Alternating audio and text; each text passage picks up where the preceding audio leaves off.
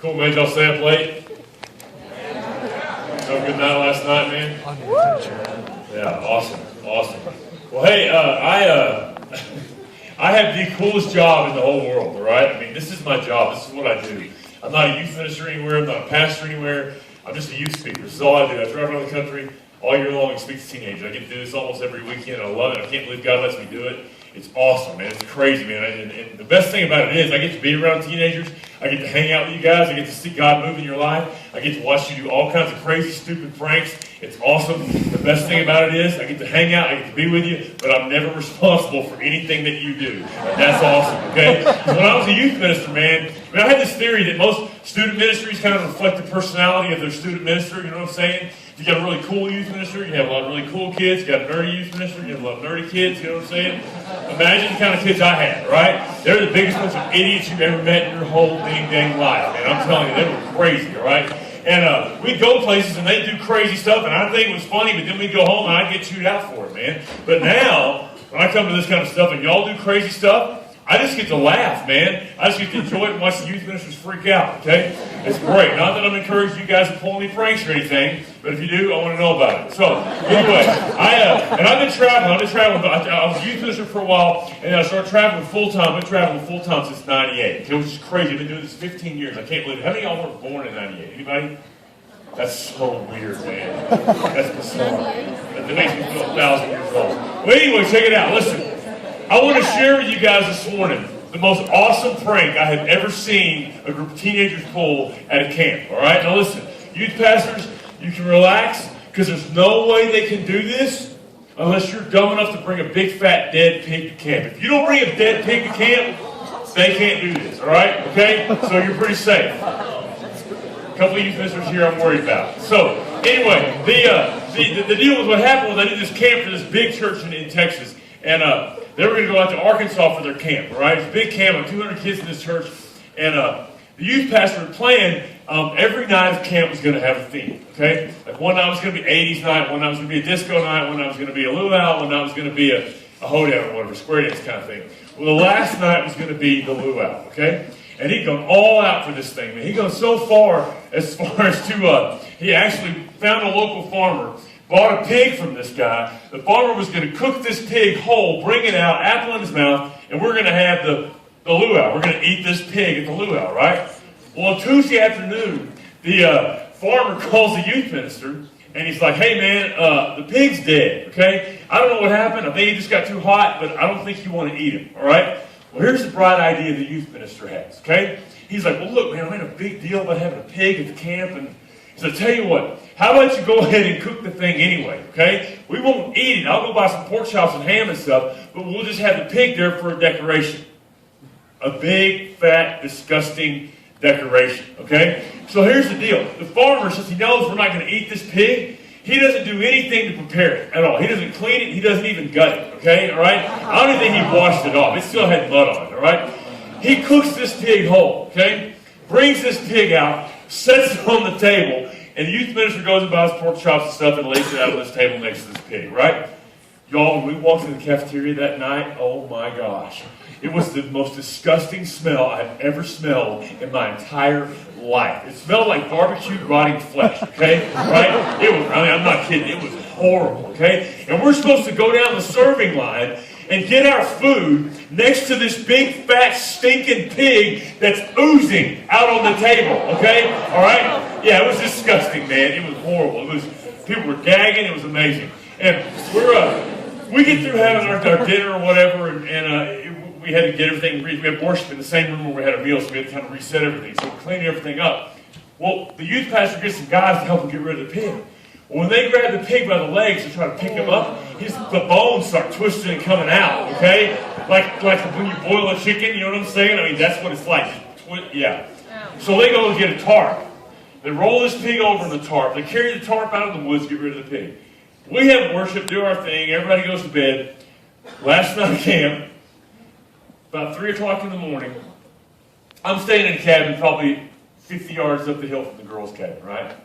3 o'clock in the morning, y'all. I hear the most blood-curdling screams I've ever heard in my life, all right? And when I heard the girls screaming, I just started laughing, man. Because I knew, dude. I knew what had happened, all right? What had happened was 4 high school guys, 4 seniors, had just graduated. This is the last night of youth camp of their life. You know what I'm saying? The last night they're ever going to be in the youth ministry ever.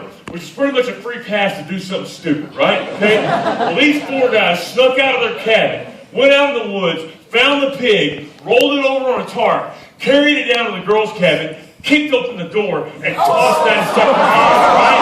Yeah. And when it landed, it popped like a water balloon. Okay?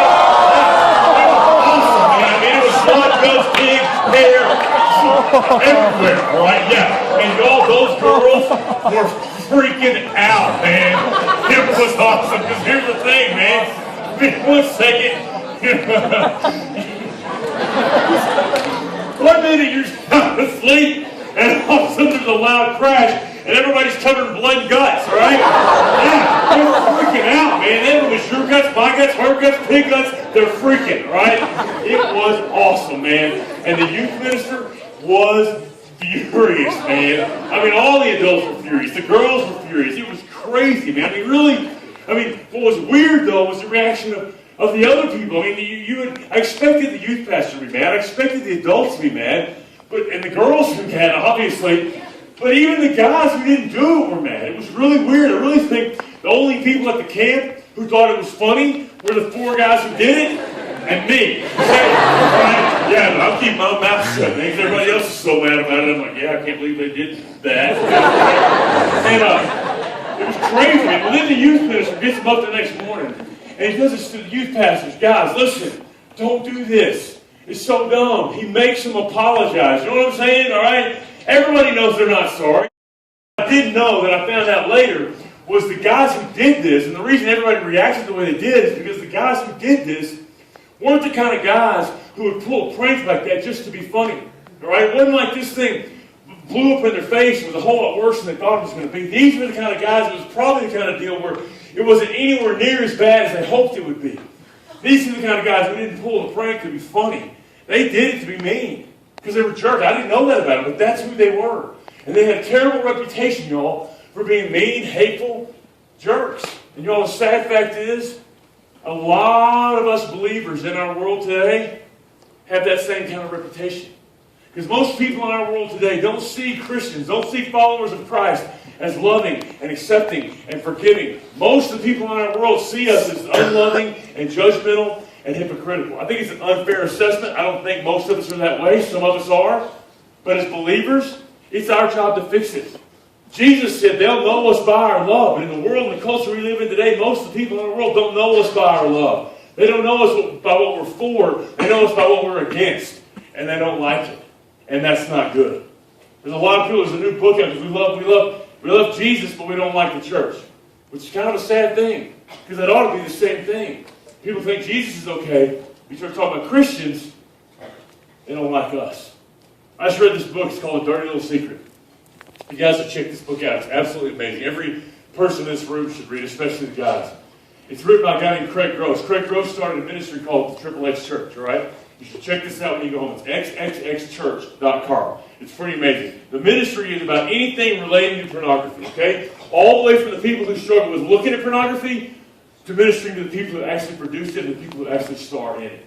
It's an amazing ministry. They've gone into this dark world, and they are reaching those people for Jesus. Absolutely amazing. And part of the book is just an expose on the lives that these quote-unquote porn stars live. Because the stereotype is they make all this money in this glamorous life, and they pay all this money to have sex, but the reality is most of them, y'all, have the most messed up, jacked up lives you could ever imagine. Most of them live a life that's worse than a prostitute. The reality is most of them are prostitutes. Most of them aren't in it for the money. They're in it because they're forced. Their agent is their pimp. That's the reality of it, students. All this talk in the church today about ending sex trafficking, and I think that's an awesome thing, and I'm 100,000% behind it. But the reality is, if you look at pornography, you support sex trafficking. Deal with it. That's the reality of it. These women's lives are so jacked up. Over 99%, that's what they say. I say it's over 100. It's 100% of these women have been horribly, horribly molested and sexually abused and raped over and over and over again as children. Their self-esteem is so shattered That they think that's the kind of place that they're going to find their self-worth. Unbelievable lives, y'all. You cannot even, I just read this book. It will blow your mind how messed up their lives are. How empty and broken these women are. And the guys said that many people in this ministry say that as they begin to build relationships with these women, as they begin to try to reach these women for Jesus, they said that all of them say something along the lines of this, that more than anything else, all they've ever wanted is they just want to be loved. Because most of them never have. They just want to be loved. So as they begin to introduce Jesus to them, Christianity to them, most of them get angry. And most of them aren't interested because of the way they've been treated in their lives by Christians. That's not a good thing, students. Here's some of the most broken people on the planet. And they're not interested in the one thing that can help them. They're not interested in our Jesus because of the way they've been treated by followers of Jesus. That's jacked up, y'all. Again, I don't think it's a fair assessment. I don't think we're all that way, but it's our job to fix it.